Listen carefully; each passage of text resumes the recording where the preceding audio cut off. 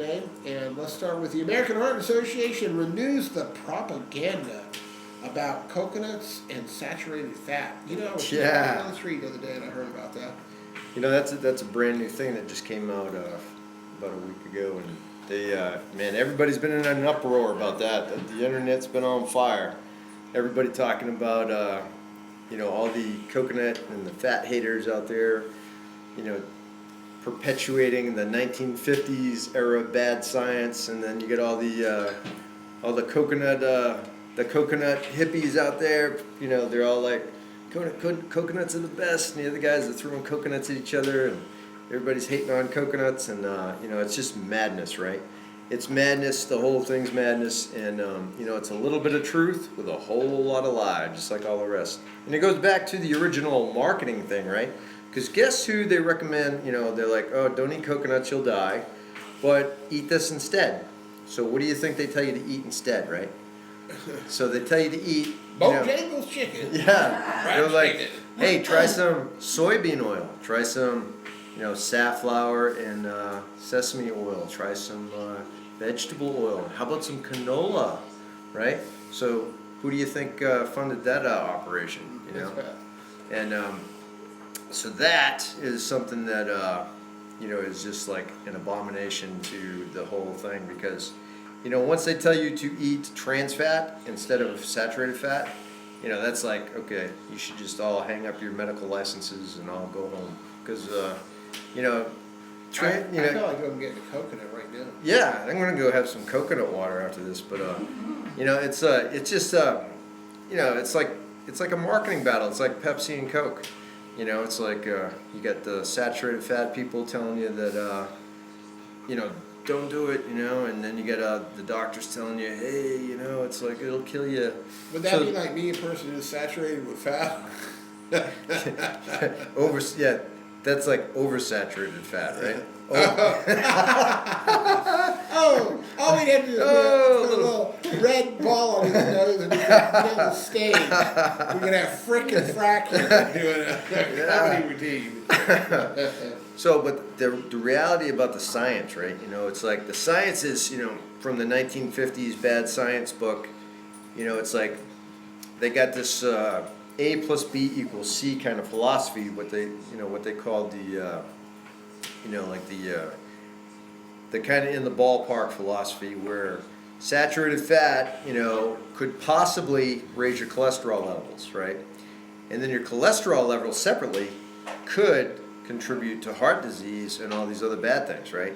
So indirectly, saturated fat might actually possibly have something to do with some of this bad stuff, right? Miss Pat just threw me a water bottle. I know. It was like really that was like your exercise for the day. So what you got is you got all of this, kind of, sort of, could lead to, it might contribute to, it may have something remotely to do with, and you don't have any definitive science behind it, right? Those are the facts. And then, because if you actually read the papers, which I have, and that stuff is just, kind of, sort of, could contribute to. Whereas the modern science, like if you actually go read something that was dated like in the last 5 years, because this American Heart Association thing didn't come up with any new data. All they did was review old data, right? And the old data is, it was great back then, and it's still great now. So there's modern science out there, modern research papers out there that actually have definitive remarks, like there is no correlation between saturated fat and coronary heart disease. There is no correlation between saturated fat and elevated cholesterol levels. Can I ask you one? Sure. I don't mean to change the food topic, but tell me about coffee. Well, coffee was on, back in the... After people say, coffee is just horrific, have one cup and no more. Caffeine, caffeine's on the list. Caffeine thing. This is another one of the bad science things, There's numerous studies talking about positive attributes of caffeine. Right? I really enjoy my coffee. Yeah, absolutely. They used to tell you back in the day, 2 to 4 cups will put you down, you know, it'll wipe you out.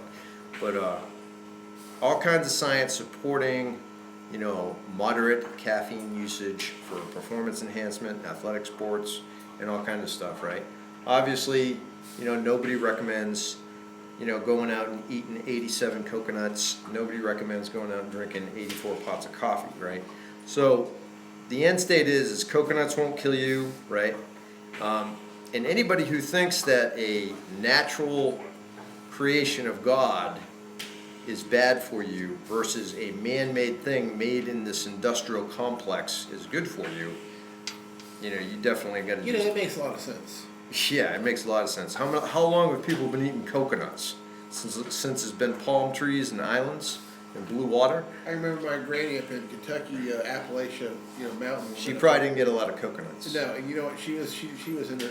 She lived on her own. She was in her 90s, and she. But had, she did tallow and lard though. Yep, but everything that came from a cow and pig from her own farm. Yeah. Everything she ate, she grew. Yeah, it was all organic. That was. And you know, and that was is organic. And you know, one thing she used to say. That's what she used to say. I can remember now. She'd say, "Well, my granddaddy said if it grows out of the earth." Yeah. And you know, it's good. That's exactly right, and you know, and that's like a 99.99% rule. If it's a natural thing, you know, if it was made in a factory and it had to be like super bleached, you know, like canola oil. Canola oil is made from rapeseed. Rapeseed in its original form is not fit for human consumption, so they have to go through this super intensive. If you ever watch the processing sequence for canola oil, it looks like they're creating, you know, a nuclear reactor or something. It looks like something horrible. And this big industrial-looking bleaching center in this big vat of syrup, and there's all this. It's disgusting looking. Like, and to think like you got to take something that people can't eat, and you got to totally destroy it and neutralize it, right? And then you got to like throw some omega-3s back in it so it can actually have some nutritional value. So you get this basically like this industrial lubricant with some omega-3s in it, and then they, you know, making billions of dollars off it. It's just absolute garbology, right? And man, it's bad, you know. So the bottom line is, American Heart Association, you know, shame on them for promoting, you know, this garbage. Safflower oil, sesame seed oil, all these polyunsaturated fats. It's like we talked about before, remember. You know, my theme, I've always been saying the same things because the science says the same stuff. You know, polyunsaturated fats, everybody's eating too much of them, right? And that causes, you know, when your polyunsaturated and monounsaturated levels are altered, you know, where there's too much polyunsaturated fat, when there's too much omega-6 fatty acids, which is the current dilemma because of all these silly recommendations like the American Heart Association telling you to go eat polyunsaturated fat instead of coconuts. Just absolute madness. So now what that does is it creates free radicals, right? It creates inflammation.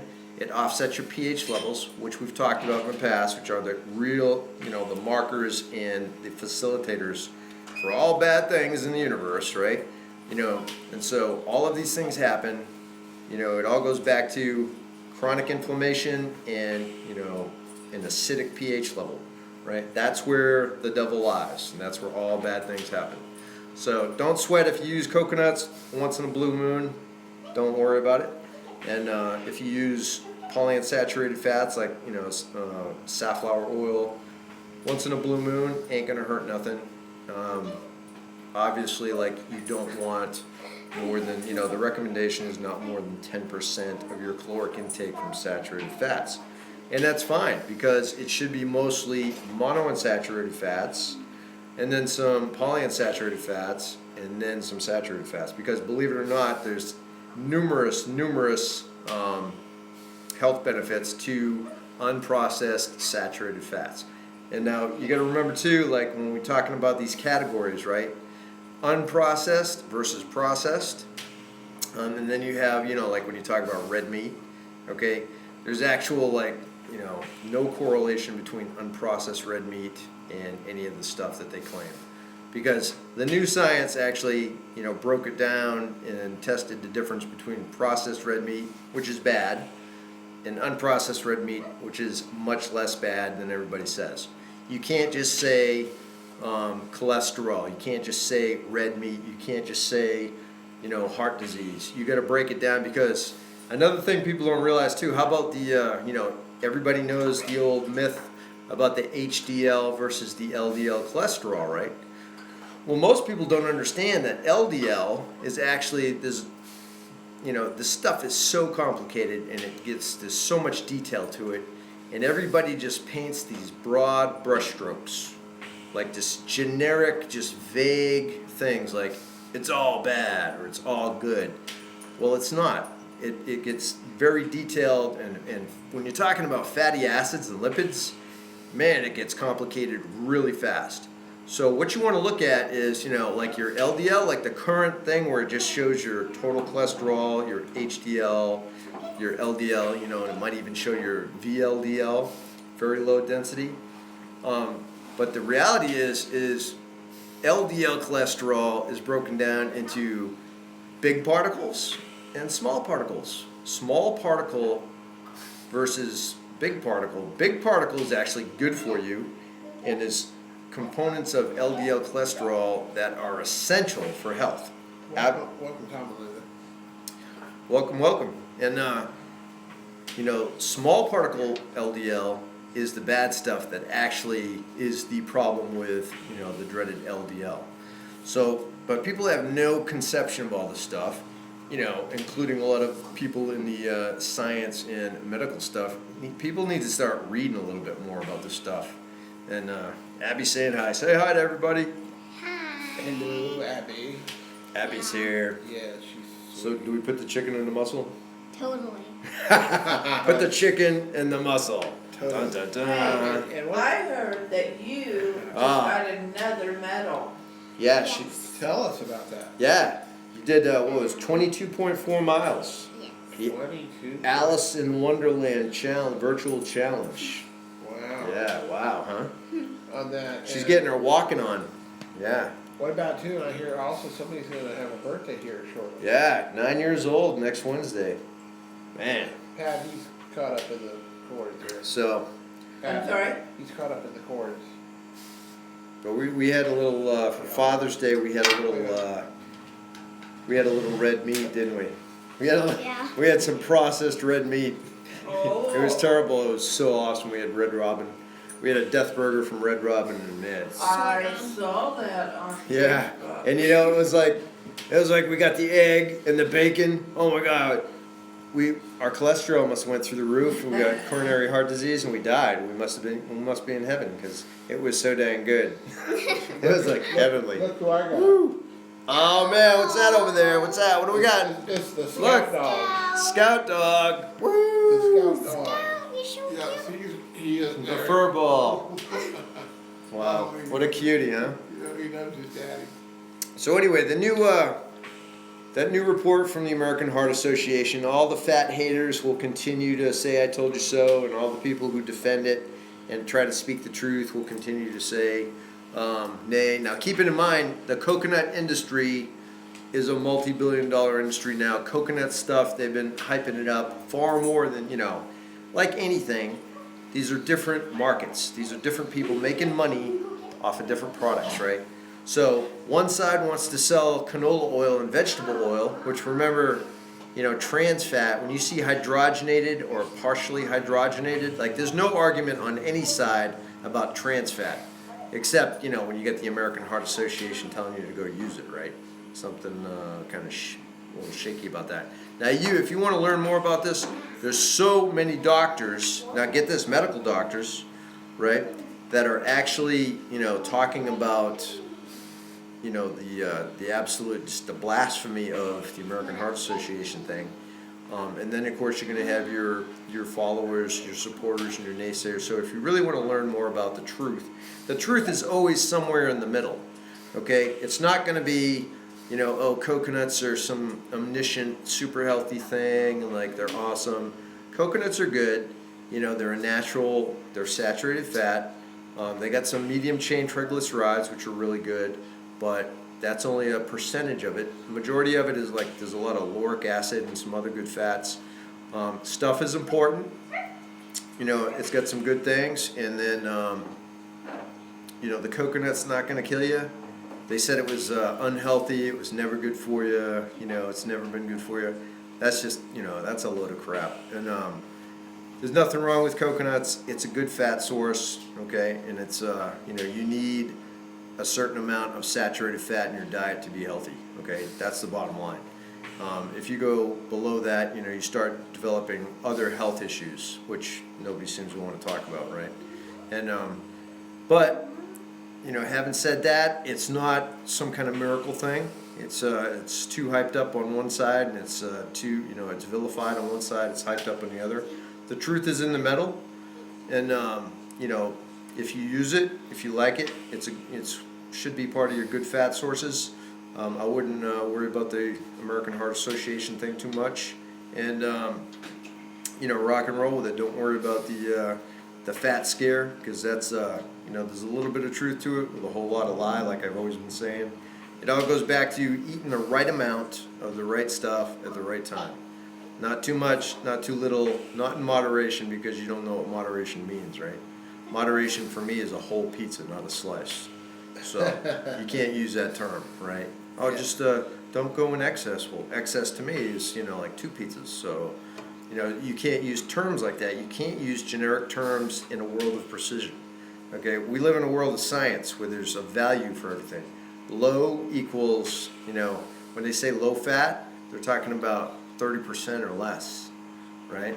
30%, no more than 30% of your daily caloric intake from fats, right? Of that, of which is 10% should be no more than 10% of saturated fat. That's what low fat means, so keep that in check, okay? So there. Well, let's talk a little about the Field of Sorrows Fat Loss Challenge.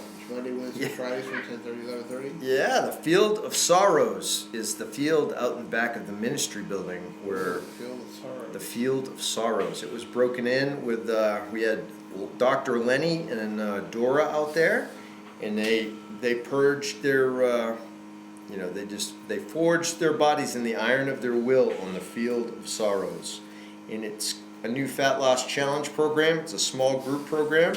It's Monday, Wednesday, Friday from 10:30 to 11:30, and it's basically a program where you just can't stay fat. You just can't stay fat on this program, and no matter how hard you try, because it's a high intensity program. It's out in this big grass field. It's just you in nature, purging yourself in the war against fat, and it's $10 per session or $120 per month. It's active now. We're looking for recruits for the Fat Loss Challenge. And if you want to blast some fat and do some fun, exciting outdoor training, come on by. You can do individual sessions, or you can sign up for the whole month, Monday through Thursday. Okay? And, on special occasions on Tuesdays and Thursdays. And the standard is Monday, Wednesday, Friday. So if you want to find out more about that, you can contact me, 706-573-4236, or you can email me at eric@dempseysresolution.com, or you can hit me up on Facebook at Dempsey's Resolution Fitness, any of them. And the Field of Sorrows Fat Loss Challenge will be recruiting for bodies. We're looking for new recruits to come out and burn the fat, build the muscle, to look better, to feel better, and to perform better. That's what it's all about. Sounds like a winner on that. Yeah. Muscle activation and proper movement. Yeah, muscle activation and proper movement. Almost everybody does stuff wrong. They don't have their muscles working right. So one of the things that I have to teach everybody is how to basically bend over and pick up a pencil or a pen off the floor. Because that is a functional task that everybody has to do at some point. You drop something on the floor and you bend over to pick it up, and what happens, Joe? You end up pulling a hamstring, pulling your calf muscle, pulling your back. I've done that. But you don't pull a butt muscle, right? Which is the actual muscle that's supposed to be working.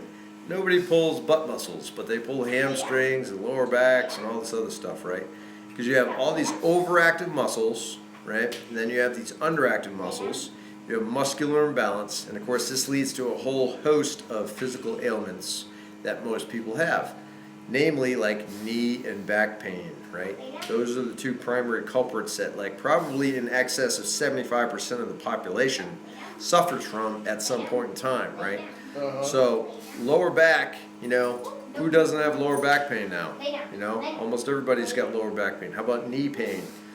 Joint pain, right? Everybody just thinks I'm just getting old. How about you're doing everything wrong?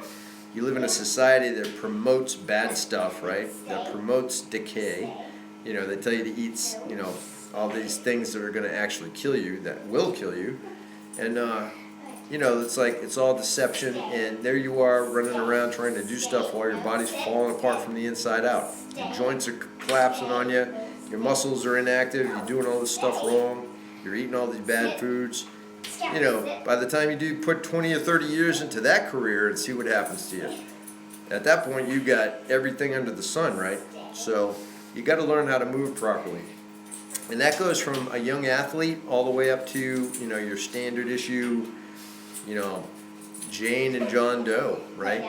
Nobody can move properly, and people are hurting themselves needlessly. See, all of this is needless. See, that's the thing that's really frustrating for me, because I can fix it for you, I can help you, and I can provide the solution for you, because you correct muscle imbalances, you correct muscle activation by you have to learn, you haven't done the right stuff for so long. Doing it, you get really good at doing stuff wrong. And that's the problem. You get really good at doing the wrong thing. So that is unbelievable, And so you get good at doing stuff wrong, and it's, the health hazards just spiral out of that. They just spiral and spiral and spiral. And so, there you are, you can't move right. And so if you're having joint pains and you're doing stuff and you just can't get ahead, you just think and the doctor, of course, the doctor's not going to fix you, right? We know that. They're just going to give you more synthetic drugs, more poisons, right? And treat the symptoms, don't cure the problem, right? And so, that whole scenario, you can't win. They tell you I've had degenerative joint disease, and I've got arthritis, and I've got all the stuff, and of course my pages and pages of ailments, and then they just summarized it. They're like, oh, you were in infantry for 20 years, a paratrooper, jumped out of planes, ranger school, all this high impact traumatic stuff. We'll just give you 10%, And so, I went through all the physical therapy and all the stuff. I had to train myself so I could walk, okay, because all my stuff, and I have ailments to this day. I have to continually train and modify my training and continue to work around injuries, ailments, and just getting older.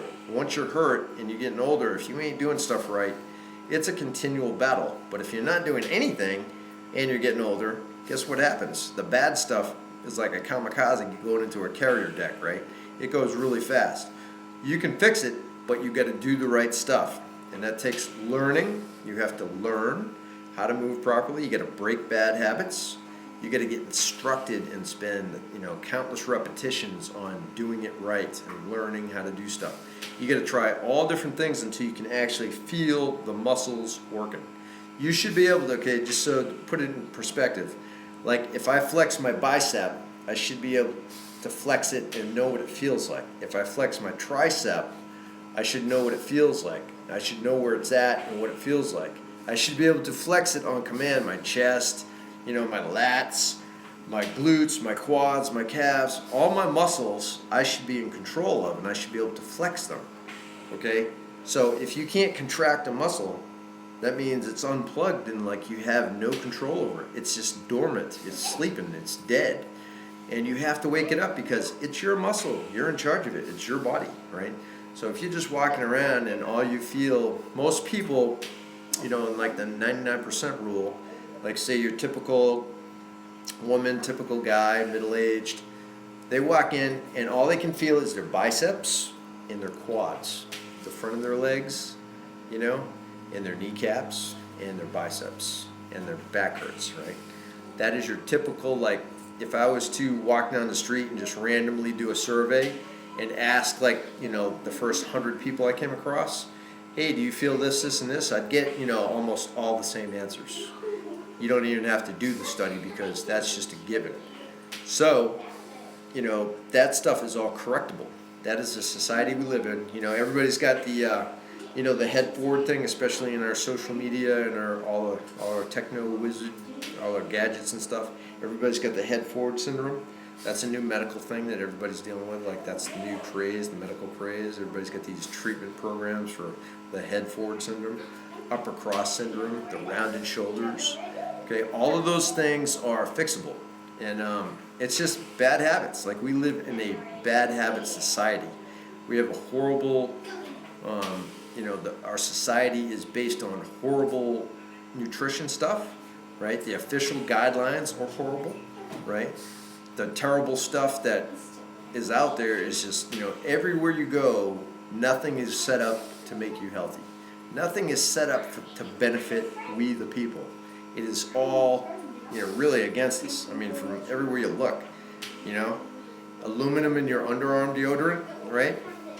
In your body sprays, all your, you know, all the skincare products loaded with carcinogens, and you know, it's just insane when you look at things, right? You get the American Heart Association telling you not to eat coconuts, but to go eat, you know, vegetable oil, right? Which is a known trans fat that actually kills you.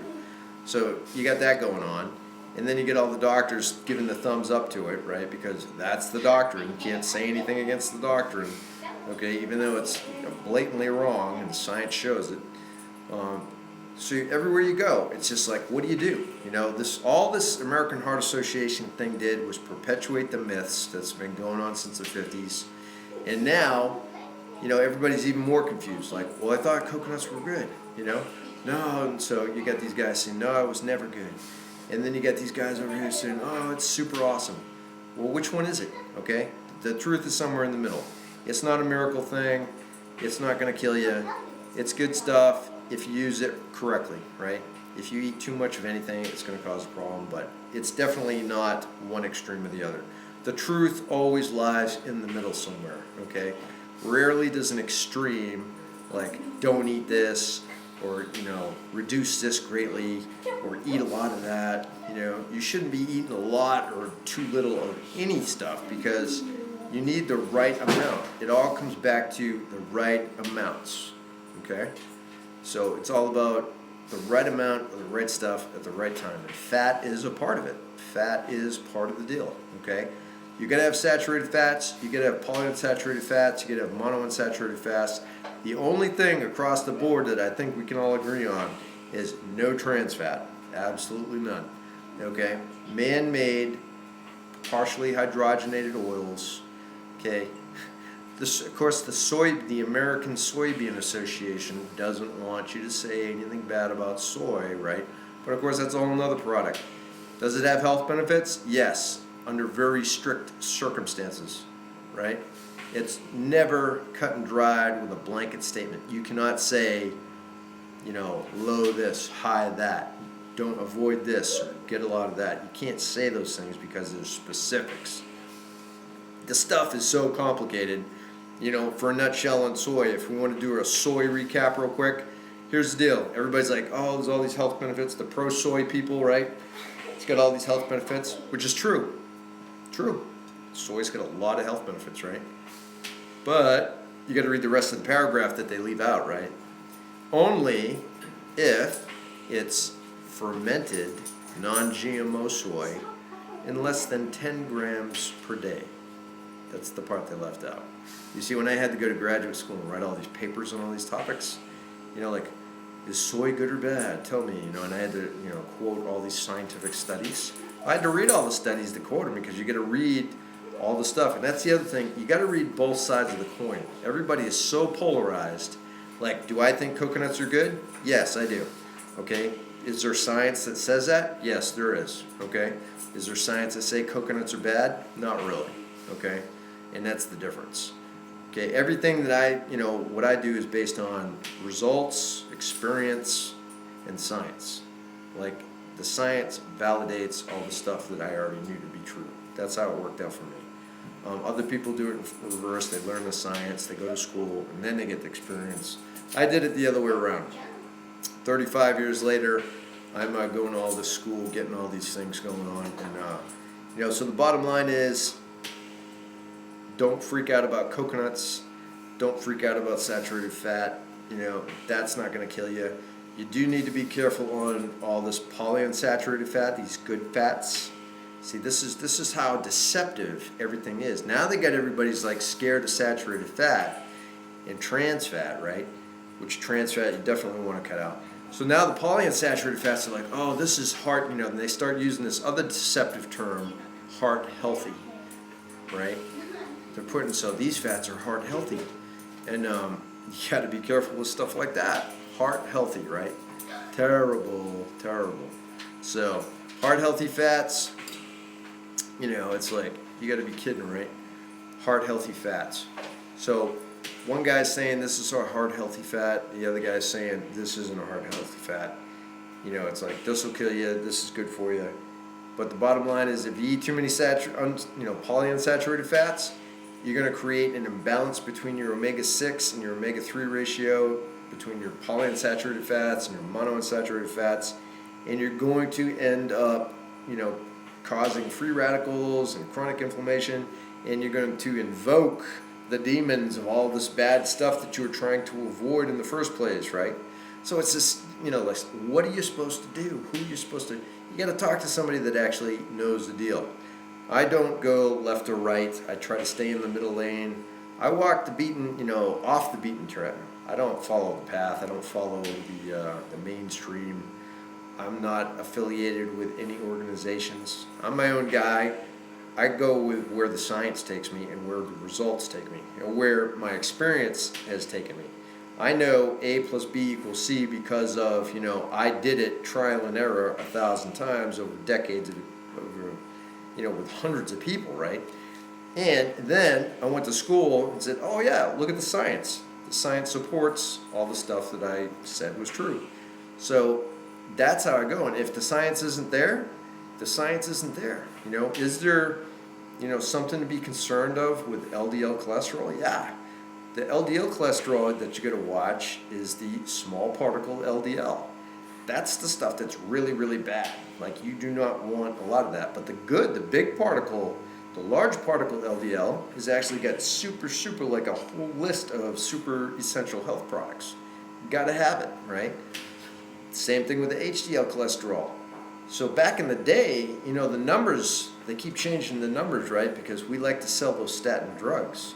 So when the statin drug thing came up, the milligrams, or the number, how like you get like a 200 for a cholesterol number and all that stuff, and it gets broken down into HDL and LDL and stuff.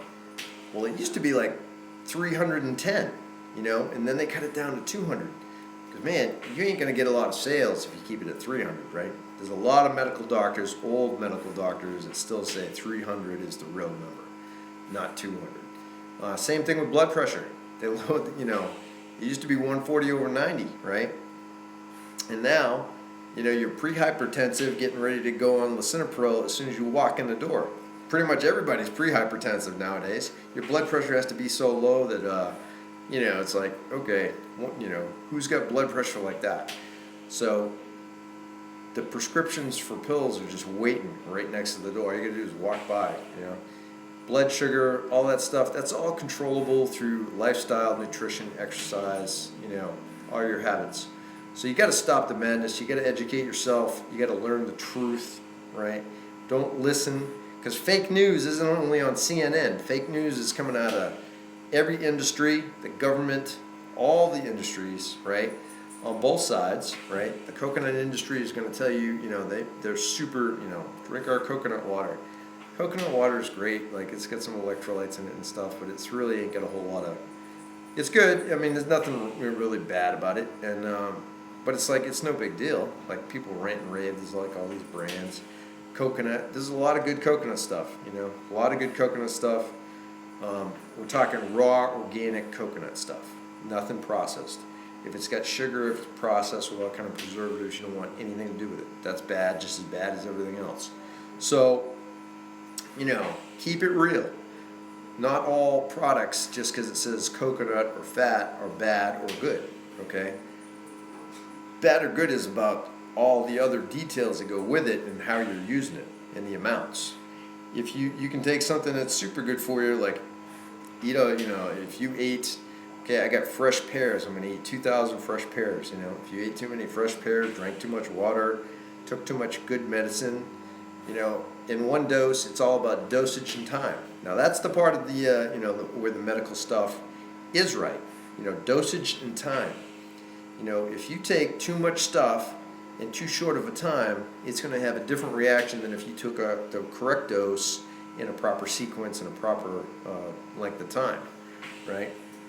But as far as waging war, this war between the saturated fat and the tropical oils and the vegetable oils, that is a traceable industry marketing war that goes back to the 50s. And that is something that you can actually look up and research. And isn't a lot of that? It's funny though. Excuse me, I had a little thing out there. Isn't so much in America when it gets down to the health industry, it's all about the dollar.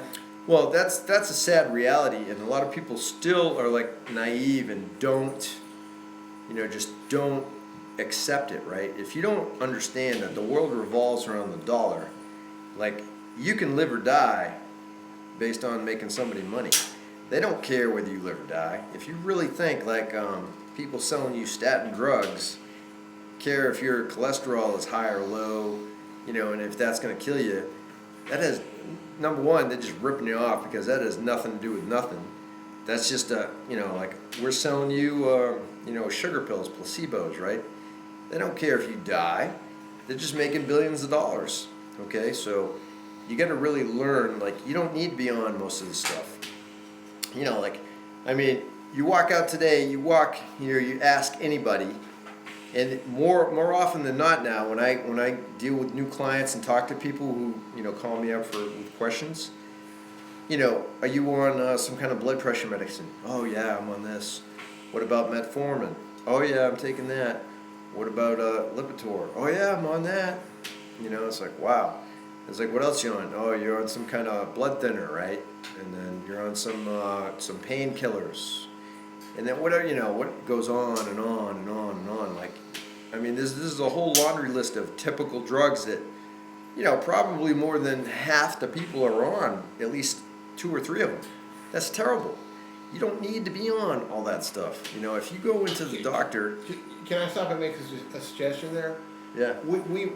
Eric told us this exact thing, Pat and I, and we did something that was very interesting that Eric suggested. And I'll tell you exactly what we did. We went in and we sat down, because Pat and I are on this, giant amount of medicines, right? Yeah, you guys are the models, yeah. And Eric suggested something. We sat down with our pharmacist. Yeah. And had the pharmacist actually look at our drug list. And the first thing, and within 10 seconds, he goes, well, do you know that these two things are the same thing? Yeah. You don't need to be on both of these. Right. And then so he goes, and then of course, when we call the doctor, it's oh yeah, okay, yeah. And then, they're not going to stop nothing. And, until you point it out to them. Wow. And I'm just saying that it's just absolutely ridiculous. Isn't that insane though? Everybody should do that. You should, if you're on a bunch of meds, you need to take it to a doctor, you need to take it to a pharmacist and have it scrubbed and look for contraindications, because toxic cocktails is the popular thing these days. You get 47 different specialists and doctors prescribing you drugs because that's all they seem to do nowadays. Exactly. Nobody fixes anything. Nobody fixes anything. Right? They just prescribe a drug. And they literally say what? Well, let's put you on this and see what happens. Yeah. It's wait a minute, let me roll. Okay, I got a 7. Yeah. Let's go with drug number 7. Let's see if it works. You get lisinopril. And then they actually say to you, and I'm mad, Eric. I'm mad about this. They actually say to you this. Well, we'll see if it has any bad side effects or you have any negative reactions to it. Because you have to, the reactions are so different with each person, just like with nutritional supplements, right? Everybody responds differently. So if you give a certain dose to one person, it might work great. If you give the same dose to somebody else, it could kill them, or it could do nothing at all. So they basically got to give this to you, and you got to be like, okay, let's try it out for a couple weeks and see what happens. If you get sick, we'll change the dosage. If it's not working, we'll up the dosage. The bottom line is, it doesn't fix the problem. Why are they giving you the medication in the first place, right? It's like if you're eating a bunch of crap and your blood sugar's through the roof, and they're putting you on metformin and stuff. How about we start with changing the diet first, and we don't need to be on metformin, So, or how about like lower your blood pressure, right? Believe it or not, the majority of people is, and you got to have the, you got to have the exception to policy, right? There's always going to be somebody that always needs whatever, that goes without saying. Somebody will always need to take the medicine. Somebody will not respond to the treatment. Somebody will not, there's always going to be the exception to the rule. Got it, right? But 9 out of 10 people don't need to be on that stuff. And you really need to get off it. But in order to do that, right, you got to fix the real issue. And one thing too that you taught me to do too is that, and I admit the marketing is so effective. It's just like I saw a perfect example of this the other day. Is I saw this thing that was a very well done. I couldn't sleep. It was one of those very well done info commercials about the super beat. The super beats. And they had all this stuff about it, right? Yeah. Well, then you know what you suggested. I went online. I looked at the American Medical Association. I looked it up and stuff. And they said, yes, it's a good thing for you, stuff like that. But you don't need that because they gave you some regular dietary. They said that's if you go out and pay $34 for a thing of pills, you could have spent $2 on this and gotten just the same thing. Right. And it's not going to do what they say it's going to do. It's not going to do. It doesn't make you younger. It doesn't give you more stamina. It helps with stuff. Yeah. But it's kind of like saying, what the difference is they said that what their problem is, and this is what they said is they call it creative lying. And creative lying is they come in here and they say, okay, well, you know what? I just gave Eric here a shot of this super duper new youth health liquid, and it improved his blood pressure, his heart rate. But they don't say that it improved his heart rate by 1 beat less. His blood pressure went down 2 points. That could have just been you thinking, I'm going to feel better by taking this shot. Now, but that's the thing. That goes both ways. That's on the medical side and the, like the statin drugs and stuff, and the all the other stuff they give you, and all the supplements. Everybody's selling. You're on one side or the other, right? You're either selling the synthetic drug, or you're selling the daggum health that's supposed to be the supplement or the super all natural thing. And so either way, you got to look at the reality of the situation is the stuff. There is no miracle cures. You got to eat right consistently. You got to exercise. You got to live a healthy lifestyle. Reduce stress. Yeah, we talked about stress and fat? Stress and fat. A lot of people, every week, I deal with people, I'm a stress management coach too, right? So part of my dealings with people is talking about stress. And why does it relate to fitness training and nutrition and lifestyle? Because stress affects your hormone levels. Stress is directly tied to hormone levels. Hormone levels are directly tied to, your body composition, right? So hormones like cortisol, the stress hormones, in your adrenal, you have your adrenal stuff, and you have all your other different, your basically your mood and your sleep and all your different things. These are all tied together with cortisol, your, the melatonin, serotonin, all these different hormones, your leptin levels. So hormone stuff is so talk about another complicated thing, right? Hormones. Everything ties into one. If your body does this, then it secretes this to lower something or to increase something. Everything from blood sugar to sleep to, food, hunger. So stress creates a whole set of parameters for hormone changes, right? And everything from your fight or flight reactions all the way through to, cortisol, your stress hormone stuff. And, you're talking about like storing more body fat, burning lean mass, just muscle wasting, all these negative things that come from stress. So stress has a lot more impact. Stress leads to chronic inflammation, heart disease, right? Because chronic inflammation is one of the real things that causes heart disease and hardening of the arteries, right? You can worry about your cholesterol and your red meat and all that stuff all you want, but if you get chronic inflammation, which you'll still have without the red meat, okay, and you'll die, right? You'll still die, because there's things that actually equal, like this directly relates to people dying, and this kind of sort of might contribute, maybe under certain circumstances, to possibly something in the ballpark. And that's what the medical community likes to tell you. So that's how they sell you on, take your Lipitor, take your stuff, because it kind of sort of might indirectly be related to something that could be bad, so we don't recommend it.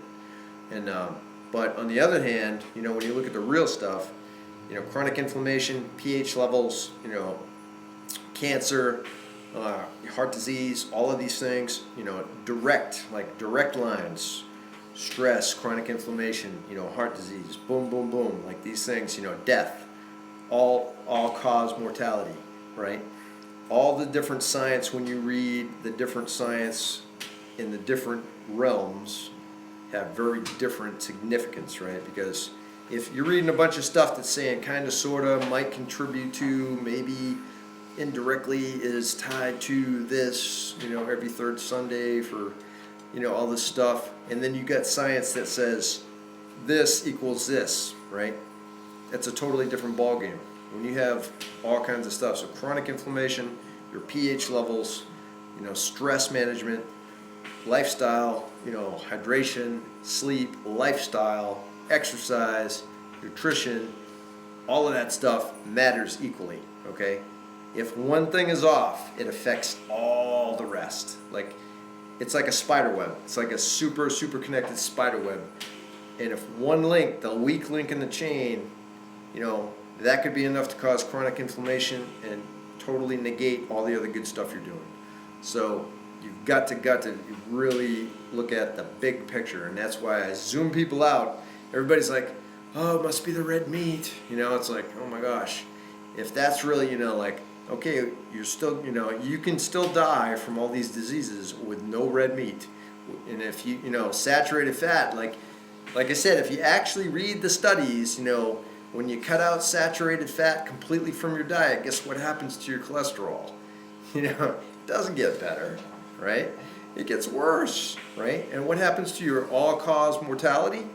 When you look at the studies, the numbers, the people with the no red meat and the, the low cholesterols, they went to the doctor more and they died more. What's up with that? Huh. So nothing makes sense when you look at the traditional stuff, because it's all a little bit of truth with a whole lot of BS, just like our politics, just like our marketing. You look at the food, like cereals. Don't eat cereal, don't feed your kids cereal, it's terrible. I don't care what kind. It's processed, it's terrible. Sugar, You don't need to dump salt on stuff, you don't need to dump sugar on stuff. Everything has salt and sugar. You don't need any of that. You need to drink your water. You need to get some sleep. You need to eat some vegetables and fruit. You need to eat good proteins. Eat your nuts and seeds. You got to have your good fats. You cannot be healthy without good fats. The fat thing just killed me. It's such a lie. Like, if you cut out fat from your diet, you will not survive. Like, you will not do good. You will have very bad things happen. So that is direct. That is like, not might contribute to. So anyway, stress equals fat equals chronic inflammation and death. So work on your stress management. If you need help, call me. I'll help you. Contact number for you, please. 706-573-4236. Well, we appreciate you as always here on the show, and you can hear him every Tuesday from 1 to 2. And we look forward to hearing from you hearing from you next week and staying with Absolutely. you and stuff. So we're gonna kind of leave it out here and we'll be seeing you real soon and talking to you next week. All right, thanks for having me. Show. And hit me up on Eric Dempsey on YouTube. Stay on. See you later. Stay on. Okay, thank you. And we're going to close up into the second with Audrey May and the Forest Rangers.